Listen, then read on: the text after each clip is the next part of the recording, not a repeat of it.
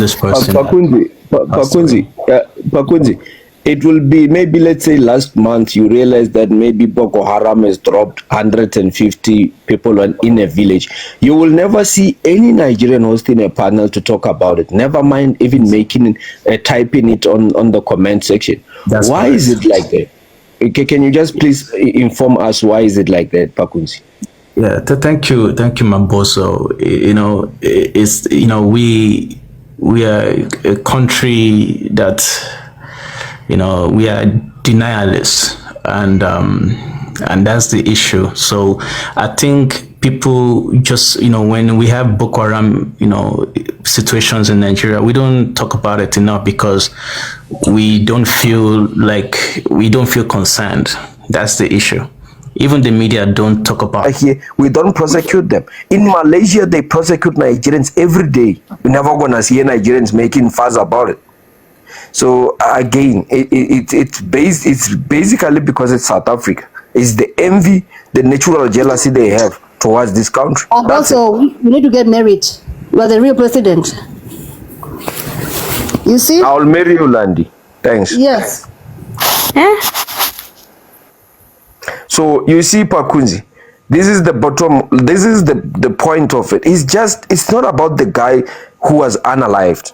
It's the fact that the name, the Astrid Waitman, the name attached to the accident, it's South Africa. South African name, it's on it. So Nigerians there's the obsession with your people that they have with this country. They have to be obsessed with everything. Yet Nigerians continue to come to South Africa in numbers. They continue to celebrate the visas that our Rango, the big nose guy, he just, he said he promised to make few changes on the visa. They were celebrating. So if Nigerians are targeted in South Africa, if Nigerians are so hated in South Africa, why are they jumping and celebrating the visa to South Africa? It doesn't make sense. No, Astrid, I was just joking and I was passing the mic. Jesus, can you guys let that go, man? Jeez, I even regret why I said that. I'm not like that. Jesus, we are discussing serious issues here, Astrid. I'm telling this guy that Pakunzi knows this is not about Pakunzi knows that his people don't care about Nigerians. They could care less about Nigeria as a country itself. So why do they act brand new when something happens in South Africa to a Nigerian? Pakunzi, can you please respond, man? I just want to understand this dynamic. So Maboso, what no, man, that was a joke, Astrid. Don't derail the topic. Okay, go ahead, Pakunzi. Yes, I wanted to repeat the last question so I can respond. Sorry. Yeah, I'm saying, why do Nigerians act like they care about the lives of Nigerians when the name of South Africa is attached to any accident that has to do with Nigerians? Because clearly, they don't care about the life of Nigerians. We can all agree to that. I think people are, we just want to get in. I think the conversation around Nigeria and South Africa gets some people excited, and I think when it's South Africa, people just want to. I actually do not know the exact reason. I'm just speculating now. For me, I've just been trying to correct the narrative to not make this, a hate crime from the South African to Nigeria, because we don't even know who these people are. They have not disclosed who they are, and the crime is everywhere. People are getting unalive every day, and I just feel like I don't think it's actually okay for us to go this route again, and if we're not careful with this narrative, it could escalate and it could go out of hands. And that's the part where I'm just trying to explain to the people. This is someone that I know this guy, and when I heard over the weekend, I didn't know it was lightly, Bakuns. You guys, this is what happens. You guys come on South African TikToks, you tread lightly. Y'all guys, we understand your point of view and this and this and this. You know the reasons why, but you don't say it. You're just telling us, oh, it's going to create a problem because X, Y, and Z. You know what the reasons are. You know that Nigerians are trying to get traction so that attention is on South Africa and we look like the bad guys and this and this. because for some reason that makes you guys feel better, and No. because you guys have this fixation and obsession over South Africa. You don't say that, but you say, "Oh, I just think it's wrong because of this and this." I don't know what the reason is. I don't know why now people are doing this. And secondly, you guys don't go to the lives, the Nigerian lives that are 5 million of them on TikToks complaining about South Africa. When you come to find out, those people have never even stepped foot in South Africa. Why is a Nigeria in the middle of Kuvuki land or wherever the fuck states they live in complaining about a country they've never even smelt? Good question. But they're here talking about South Africa 24/7.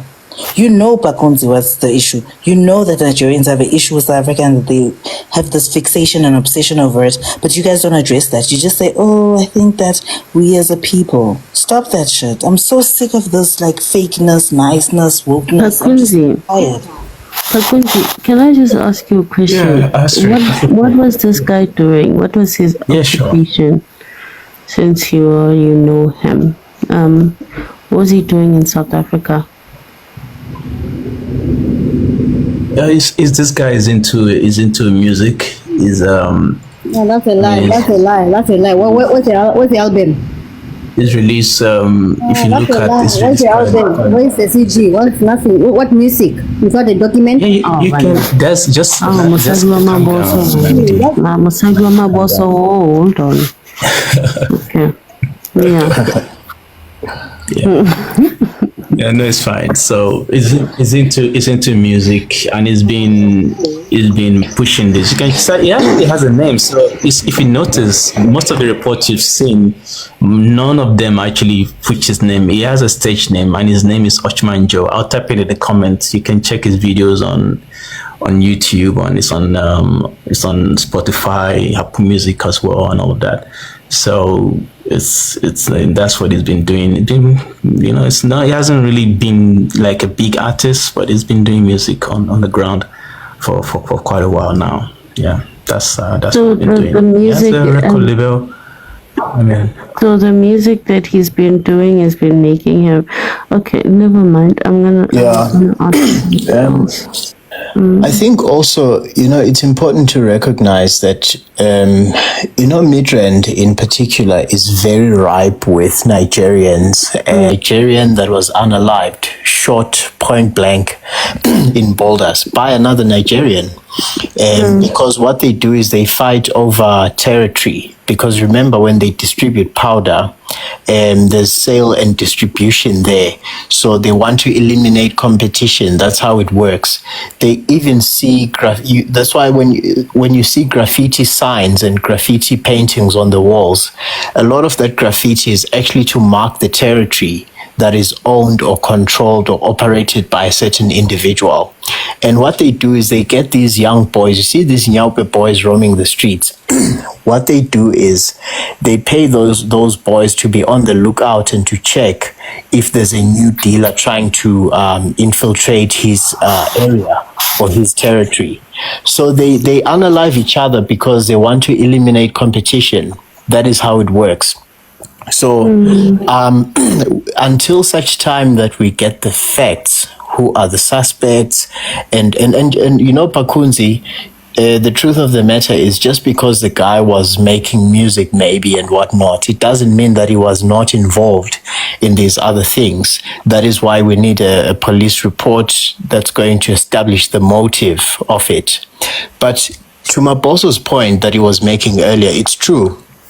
I mean, at some point, there's a case that happened in Kimberley in April where I think it was actually 8 Nigerians that attacked some police officers. They vandalized the cars and they unalived one. Yeah, I know that story. Actually, I was in Kimberley when that happened. It's shocking. Imagine It a really foreigner. is, yeah. Yeah, a foreigner coming into a foreign country and unalive a police officer. Do you know how big that is? If you did that in China or Russia or any of these countries, you will never see the inside of the court. You'll just disappear. So what Nigerians are doing now is they are trying to emotionally blackmail our media as well as these stupid, human rights groups and trying to portray themselves, and they're trying to posture themselves as some kind of like a vulnerable little community that is vulnerable and needs protection. That is what they're doing, and what they're doing is actually, it's a provocation. They are provoking South Africans, it's very, very bad, and it will be ugly. Because I made the point earlier, Pakunzi, if South Africans actually decided to collectively go out on the streets to attack Nigerians, it would be very, very ugly. So we must not take isolated cases and try and make some kind of movement out of it. The truth of the matter is South Africa has a very high crime rate. You must just look at the murder statistics in this country this year alone.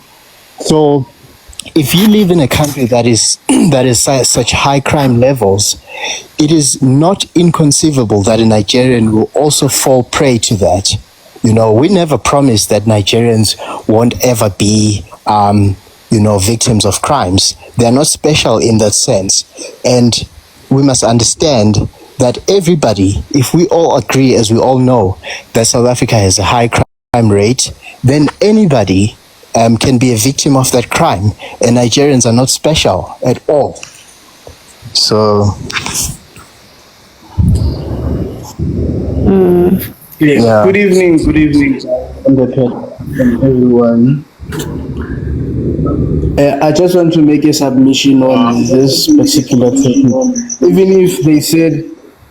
Even if the host said that this is false news, Maramia, I just want to make a submission on this.